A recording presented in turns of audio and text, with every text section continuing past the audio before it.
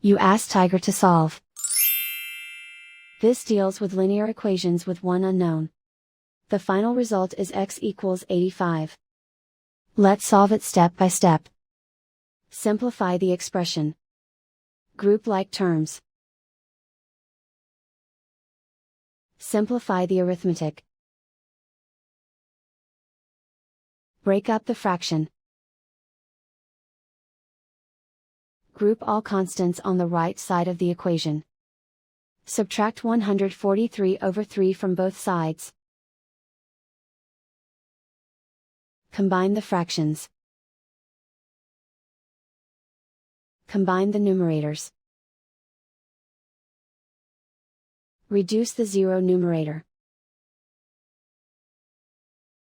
Simplify the arithmetic.